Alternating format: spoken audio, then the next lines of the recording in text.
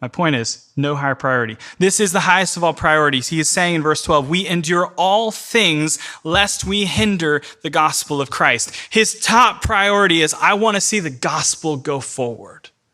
That's my top, number one, highest priority. He says elsewhere, the gospel is of first importance.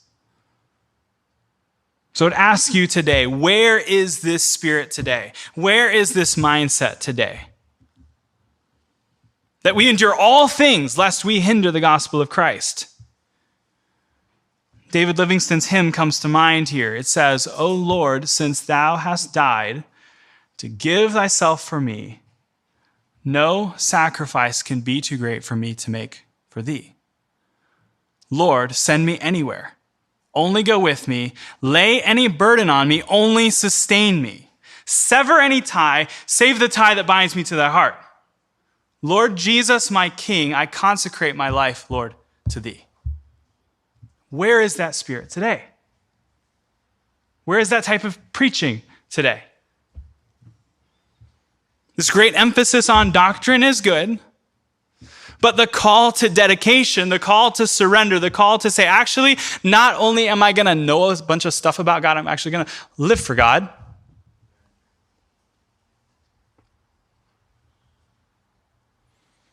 Today, there are popular supposed Reformed Baptist podcasters who are attempting to make a movement to popularize the insane notion that Christians should only live in red states and are under some sort of divine imperative to flee blue states, to flee secular and hostile cities, to retreat to small towns in Texas. I'm glad we have a visitor from Texas with us today.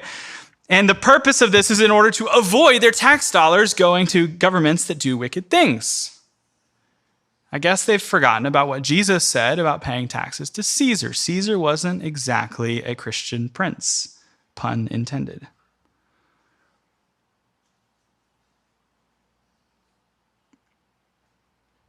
So when I say, where is the Spirit today? What I'm observing is something more like this. Lord, I will live anywhere you want me to live. Lord, send me anywhere and preach the gospel. I will preach the gospel anywhere you want me to preach, as long as there's a Republican mayor. Could we get further from the truth of the Great Commission? Is that possible? I'm not sure it is. This is a doctrine of demons. Or, as I put in my notes, are you kidding me? That is the worldliest thing I have ever heard, cloaked in pseudo-spiritual pietism by a person who calls everyone else a pietist. Now, it's easy for me to mock such blatantly foolish and anti-Christian teaching as this, but what if we apply this to our own mindsets? What if we apply it to our own lives? Now, please note, I hesitate to go into what I'm about to go into because while previous generations went to church expecting the preacher to convict them, and they have told me this, they're seeking out such preaching. They're looking for a pastor who will step on their toes and call them out. Our modern generation is more comfortable calling the pastor and rebuking him for calling someone or something out in his sermon. So I am hesitant. But let me consider one or two of our temptations today. It goes like this. Lord, send me anywhere, as long as there's a Whole Foods close by. I can't be shopping at Key Foods. I can't go to a fruit stand, and I certainly am not darkening the door of a bodega. I will go anywhere you want me to go, as long as the standard of living is up where I want it,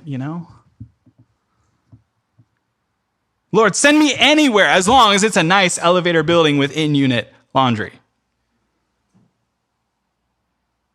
Again, hesitant to go into this because these things are kind of real. But read missions literature, read missions textbooks, or church planning statistics. This is the number one reason why gospel preachers leave the mission field, including New York City. Because he says God comes first, and she says I come first. I'm not going to live in that type of apartment. I'm not going to shop in that type of grocery store. I'm not going to do laundry at a laundromat. That is beneath me. And he says, but you told me that you wanted to serve the Lord with your life. And she said, well, that's not what I had in mind.